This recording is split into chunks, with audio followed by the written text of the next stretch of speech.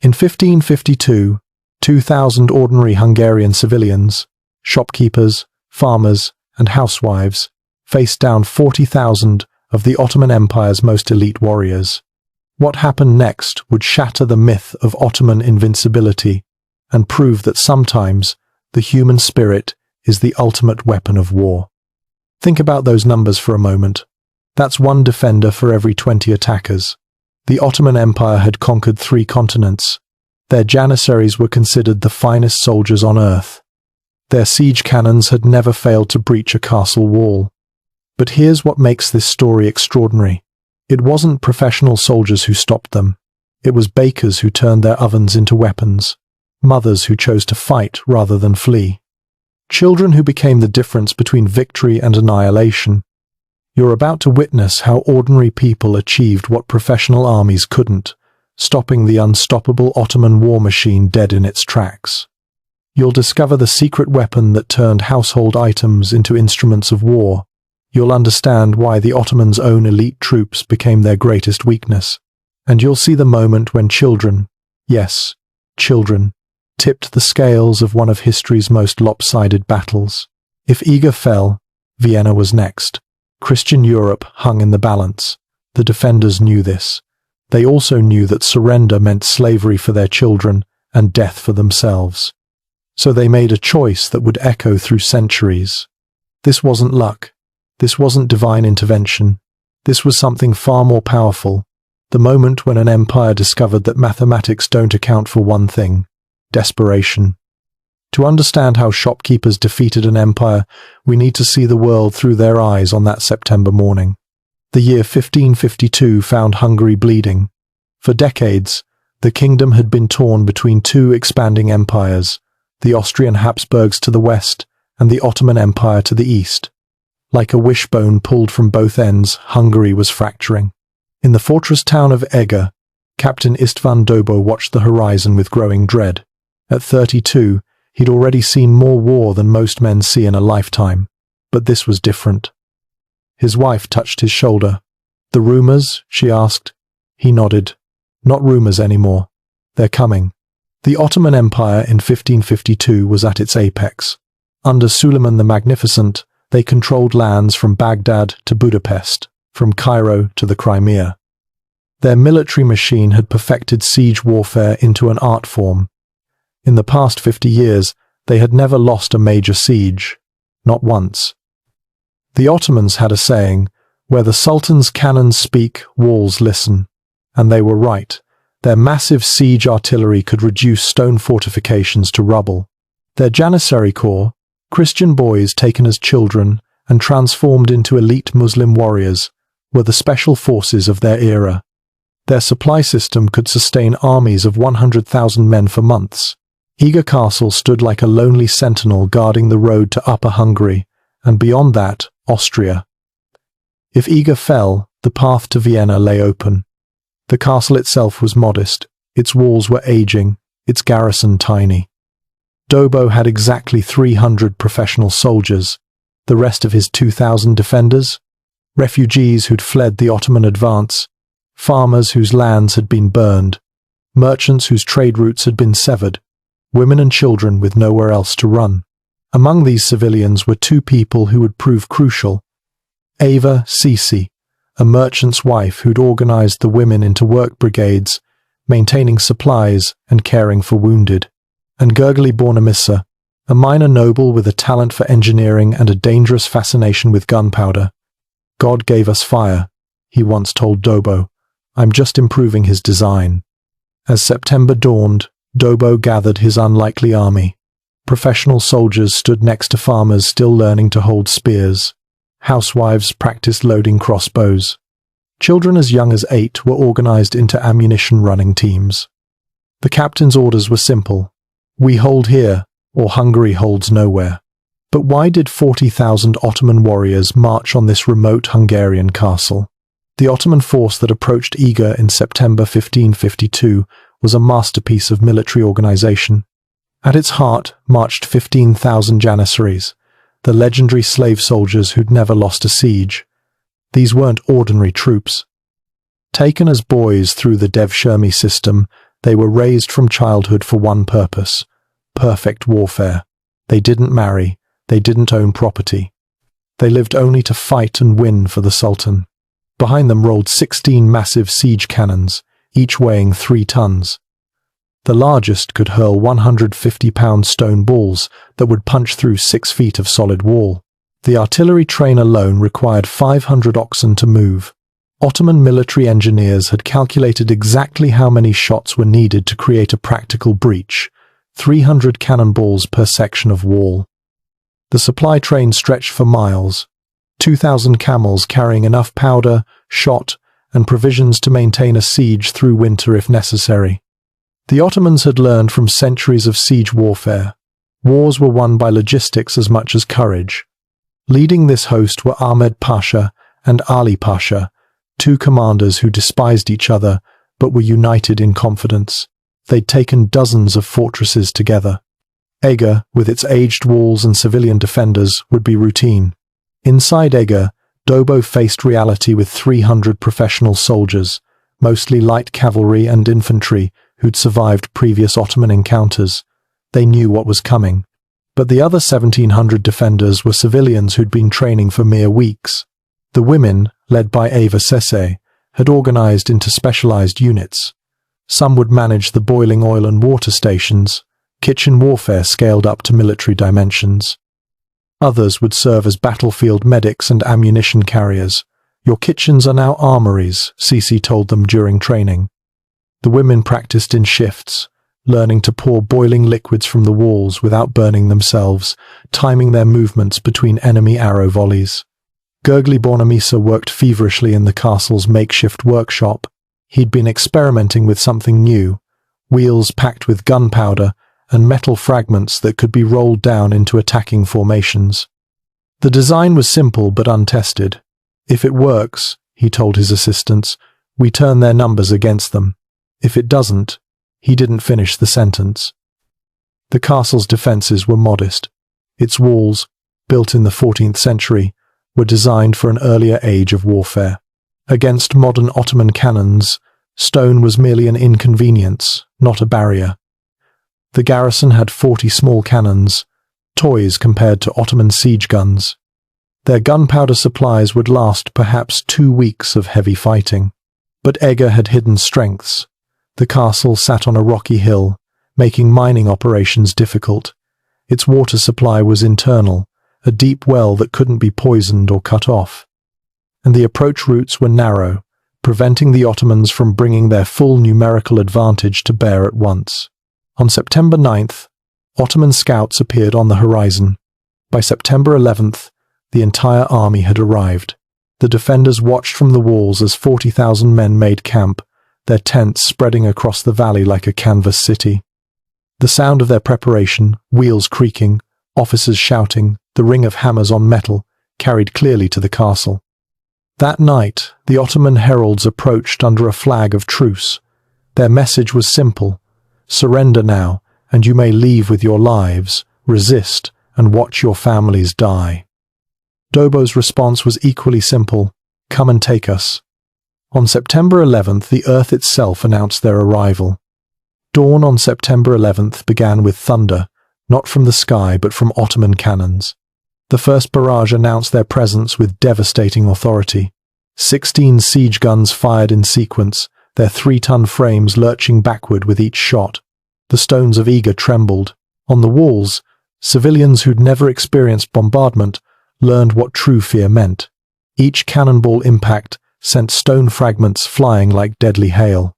Dust clouds rose like phantoms, coating everything in grey powder. By noon, 50 balls had struck the eastern wall. The mathematical certainty of destruction had begun. But Dobo had prepared his people for this. "Stone breaks," he'd told them. "We bend." The defenders adapted quickly. Women and children formed bucket brigades, not for water but for earth and timber, to shore up damaged sections. When cannons fired, spotters shouted warnings. Defenders learned to read the rhythm: load, aim, fire, impact. In those precious seconds between shots, they moved. Days 4 through 7 brought the first probing attacks. Ottoman irregulars, expendable troops used to test defenses, approached with scaling ladders. Here, the civilians had their first taste of combat. A farmer named Joseph, who'd been practicing with a crossbow for only 3 weeks, made the first kill. His hands shook so badly afterward that his wife had to help him reload. But then something unexpected happened. The women, led by Eva Sisi, appeared on the walls with cauldrons of boiling water mixed with quicklime. As Ottoman troops reached the top of their ladders, the women stepped forward. The screams that followed echoed across both armies. Warriors who'd faced death in a dozen campaigns fled from housewives armed with kitchen implements. Bornemissza used these early attacks to test his innovations. His first experimental bomb, a clay pot filled with gunpowder and metal scraps, proved devastating when dropped on clustered enemies.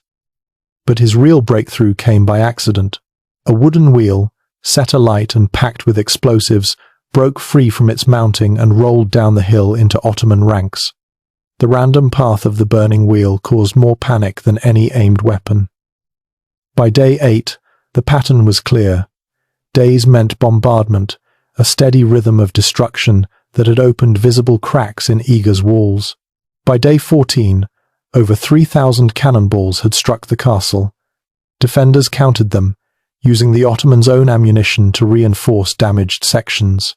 But nights brought a different war. Ottoman miners, working by torchlight, began tunneling toward the walls. The defenders could hear them, picks striking stone in the darkness below. Dobo assigned his best listeners, including several musicians with trained ears, to track the underground approach.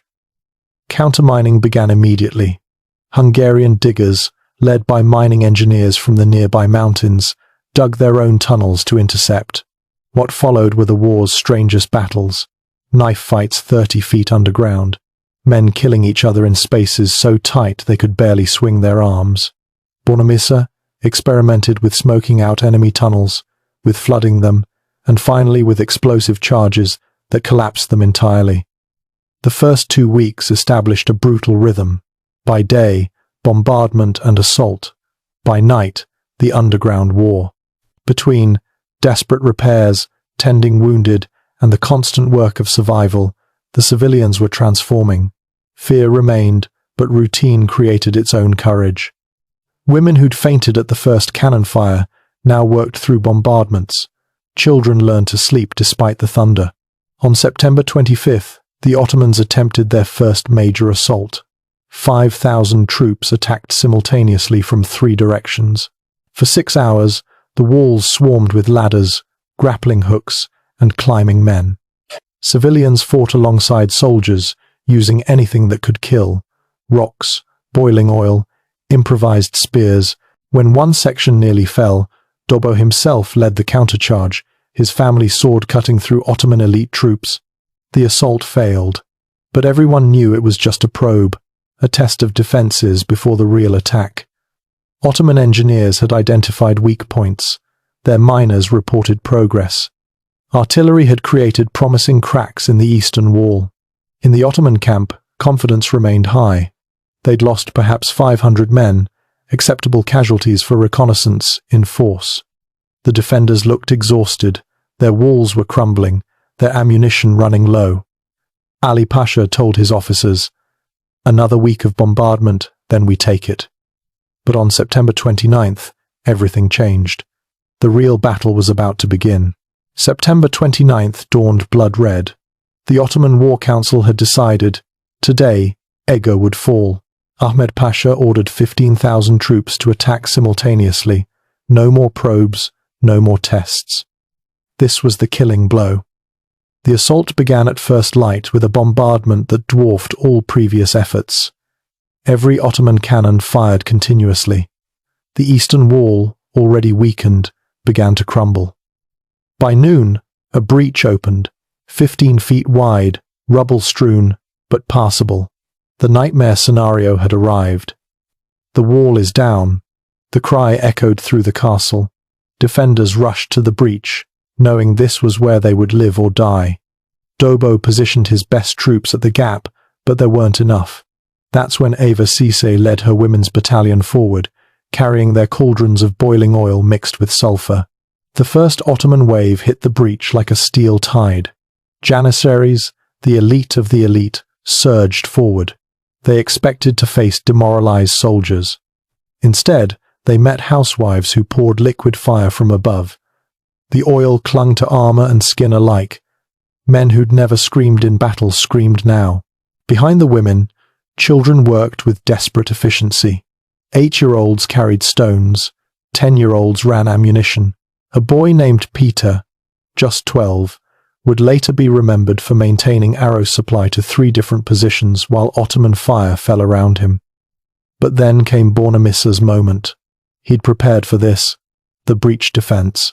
As Janissaries packed into the gap, he gave the signal.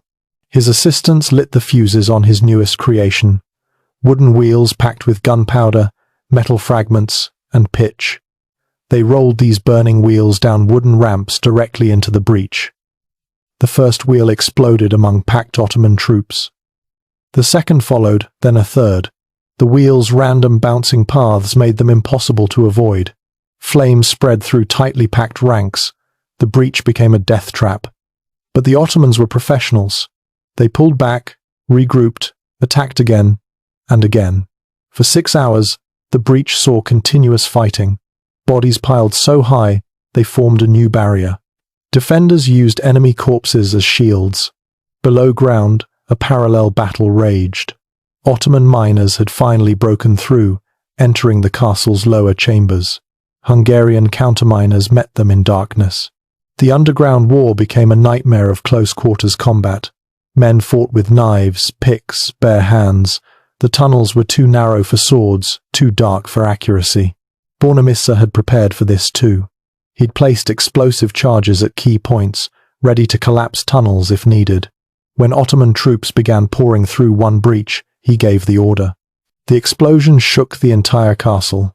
The tunnel collapsed, trapping dozens on both sides. Some were enemies, some were his own men. War made no distinctions. But collapsing that tunnel forced the underground fighters to the surface. Now the castle had 2 crisis points: the wall breach and enemies emerging from below. Dobo, already wounded in the leg from an arrow, commanded from the courtyard, sending reinforcements wherever the line wavered. October arrived with no respite. The Ottomans committed their reserves, fresh Janissary units, men who'd conquered Belgrade, who'd taken Rhodes, climbed the walls. Hand-to-hand combat raged along the battlements. Defenders pushed ladders away, only to see 2 more take their place. A Janissary commander named Mustafa led a group that actually gained the wall. For 10 minutes, Ottoman banners flew above Eger. Then came one of the battle's strangest moments. The women of Eger, having exhausted their oil, attacked with farm implements, scythes meant for grain-harvested soldiers, pitchforks found gaps in armor. Ava Sisi herself, burns covering her arms from oil splashes, led the charge that retook the wall. In his command tent, Ali Pasha watched through his telescope with growing disbelief. His elite troops, men who'd never failed, were being pushed back by civilians. Worse, he could see the doubt spreading through his ranks. Soldiers who should have pressed forward hesitated. The impossible was happening. October 5th brought the ammunition crisis. The Ottomans, despite their massive supply train, were running low on cannonballs. Weeks of bombardment had exhausted even their careful preparations. Inside Eger, the situation was worse. Gunpowder supplies were nearly gone. Arrows were being pulled from the dead to fire again. Defenders improvised desperately. When gunpowder ran out, they threw stones. When stones ran low, they threw anything: furniture, cooking pots, even shoes. One defender later wrote, "We threw our possessions at them, then threw parts of the castle itself." But then came the third reversal. Bornemisser, searching the castle's deepest cellars for anything useful, discovered a hidden cache, barrels of gunpowder, forgotten from decades past. Not much, but enough for one more surprise.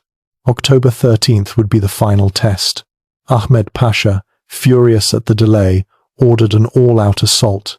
25,000 men would attack. No reserves, no rotation. Everyone forward until the castle fell. The assault began before dawn. Wave after wave struck the walls. Ladders rose like forests. The breach filled with attackers. Every defender was on the walls, soldiers, civilians, women, children. A 14-year-old girl named Zofia would later be remembered for maintaining position with a crossbow after both her parents fell. The Ottomans gained the breach. They gained sections of the wall. Victory seemed moments away. Then Bornemissza unveiled his final creation. Using the last gunpowder, he'd built what he called fire wheels, larger than before, designed not just to explode but to spray burning pitch in all directions. The first fire wheel rolled into the Ottoman ranks at the breach, then another, and another. The packed troops had nowhere to flee. Fire spread through their ranks. Panic followed.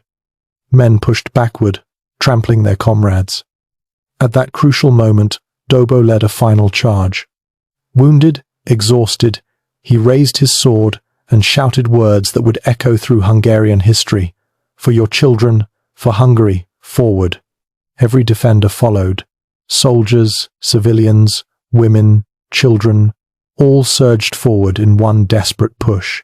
The Ottomans at the breach, already shaken by the fire wheels, broke. The panic spread. Elite janissaries, men who'd never retreated, ran. From the Ottoman command post, Ali Pasha watched his army dissolve. Units that should have pressed forward pulled back. Officers couldn't restore order. The impossible had happened. 40,000 had been stopped by 2,000. As the sun set on October 13th, something impossible happened. In the Ottoman command tent that night, the atmosphere was poisonous. Ahmed Pasha and Ali Pasha faced each other across the map table, their bitter rivalry finally exploding. Your cannons failed, Ahmed snarled. 16 siege guns, and the walls still stand. Your janissaries fled from women, Ali shot back. The finest soldiers in the empire running from housewives. The truth was worse than either admitted. The casualty report lay between them. 10,000 Ottoman dead, a quarter of their force gone, including many elite troops. Disease had begun spreading through the camps. Dysentery from the autumn rains, infected wounds festering in crowded conditions. But the psychological damage was worse. Word spread through the camps. Eger was cursed. The defenders weren't human. They were devils who threw fire and fought after death. Janissaries who'd never known fear whispered about burning wheels that chased men uphill, about women who fought harder than warriors, about children who laughed while killing. That night, Ottoman scouts reported something else. Hungarian relief forces were finally approaching. Not many, perhaps 3,000 men, but fresh troops against an exhausted, demoralized army. The war council lasted until dawn. Some commanders wanted to continue, but the mathematics had changed. They'd lost too many men, too much ammunition, too much faith. At 2 a.m. on October 18th, the order went out. Pack the camps. They would withdraw. In Eger Castle, exhausted defenders noticed the cannon fire had stopped. Dawn brought an impossible sight. The Ottoman camps were emptying. Tents coming down, wagons loading, the great army preparing to leave. Is it a trick? Defenders asked. Dobo sent scouts. They returned with incredible news. The Ottomans were truly retreating. The impossible had happened. David had not just faced Goliath. David had won. The victory speech Dobo gave was short. He could barely stand, wounds seeping through bandages. We held, he said simply. Hungary holds. But counting the cost sobered any celebration. Of 2,000 defenders, 700 were dead. Barely a family had escaped loss. The civilian casualties were horrific. Farmers who'd become soldiers, mothers who'd become warriors, children who'd become heroes, all paid in blood. The wounded overwhelmed what medical knowledge existed. Women who'd fought on the walls now fought to save lives. Eva Sisi, her own burns wrapped in cloth, organized the care. More civilians than soldiers filled the makeshift hospitals. Their injuries told the story. Burns from oil, cuts from close combat, crush wounds from falling stones. The castle itself was a ruin. Walls showed gaps like missing teeth. The eastern tower had partially collapsed, 38 days of bombardment had left scars everywhere. Winter was coming, and they had few supplies, fewer buildings intact. But Europe's reaction was electric. News spread like wildfire. A minor castle had stopped the Ottoman tide. Not with professional armies or foreign allies, but with ordinary people fighting for their homes. In Vienna, church bells rang. In Rome, the Pope declared a day of celebration. The Holy Roman Emperor sent a letter that would be preserved in Hungarian archives. All Christendom owes a debt to Eger's defenders. They have shown that faith and courage weigh more than numbers. From the Ottoman side, the defeat sparked soul-searching. Official records minimized the loss, but private letters told the truth. One Janissary officer wrote, "We were not defeated by soldiers but by a nation. Every person in that castle fought like their soul depended on it, because it did." The immediate strategic impact was clear. The Ottoman advance into Upper Hungary stopped. Vienna was safe, for now. More importantly, the myth of Ottoman invincibility had cracked. If 2,000 civilians could stop 40,000 elite troops, what else was possible? But perhaps the most profound impact was on warfare itself. Military theorists across Europe studied Eger, trying to understand how civilians had achieved the impossible. The answer unsettled them. When people fight for their families, their homes, their very existence, traditional military calculations become meaningless. As winter closed in, Eger's survivors began rebuilding. They had won more than a battle. They had proven something eternal. Empires can conquer territories, but they cannot conquer the human spirit. Not when that spirit has something worth fighting for. But the battle's end was just the beginning of a legend that would reshape history. The Siege of Eger sent shockwaves across Europe that reshaped military thinking for generations. The Ottoman Empire, which had seemed unstoppable, had been halted by farmers and housewives. This wasn't supposed to be possible. Strategically, Eger bought Hungary precious time. The Ottoman expansion westward stalled, giving the Habsburg Empire years to strengthen its defences. Vienna, which might have fallen in 1553, instead stood firm when the Ottomans finally arrived in 1683. Those extra decades made all the difference. The defeat forced Ottoman military reform. They realized their traditional siege tactics, overwhelming firepower and elite infantry, could fail against determined civilian defenders. Future Ottoman campaigns would emphasize rapid movement and avoiding prolonged sieges where possible. The empire that had perfected siege warfare began to fear it. But Eger's greatest impact was cultural. It proved that ordinary people could alter history's course. Across Europe, the siege became required study in military academies, not for its tactics, but for its lesson about human will. The idea that civilians could be effective defenders revolutionized fortress design. New fortifications included positions specifically for civilian auxiliaries. The role of women at Eger shattered conventions. Eva, Sisi, and her battalion proved that warfare wasn't exclusively male domain.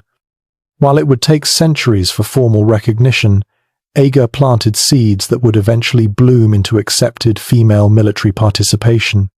For Hungary, Eger became a national touchstone. In centuries of foreign domination, Ottoman, then Austrian, then Soviet, the siege reminded Hungarians what they could accomplish, united. The castle became a pilgrimage site, its broken walls more powerful than any intact fortress. The siege's lessons resonate today. Modern military theorists studying asymmetric warfare often cite Eger. When conventional force meets unconventional determination, calculations change. Afghanistan, Vietnam, countless conflicts show Eger's truth. Motivated defenders fighting for home possess advantages that pure military power cannot overcome. The psychological principle remains unchanged. The Ottomans came to conquer a castle. They found something far more dangerous, a community that chose death over surrender.